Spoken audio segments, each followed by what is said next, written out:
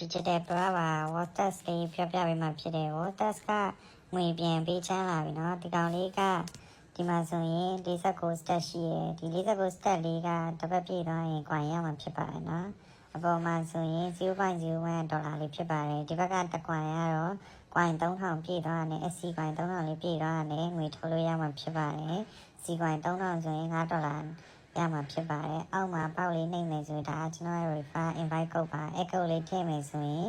coin ရမှာဖြစ်ပါတယ်เนาะ4 coin ရမှာဖြစ်ပါတယ်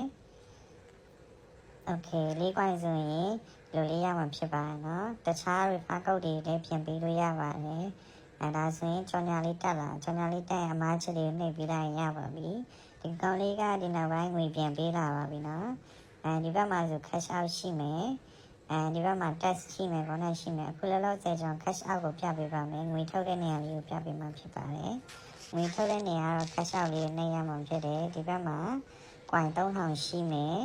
coin 3000နှိပ်မယ်ဆိုရင်သူကဒီ coin 3000ပြည့်သွားတယ်5ဒေါ်လာထုတ်လို့ရမှာဖြစ်တယ်ထုတ်လို့ရတယ် PayPal နဲ့ထုတ်လို့ရမယ်တကယ်လို့ PayPal ကောက်တွေပါမရှိသေးရင်ကျွန်တော်ရှိမှလည်းစားပေးပါရနော်အောက်မှာဆိုရင်တော့12000ရှိမယ်3000ရှိမယ်ဒေါ်လာ50ဒီထုတ်လို့ရမှာဖြစ်တယ်ဒီကောင်လေးက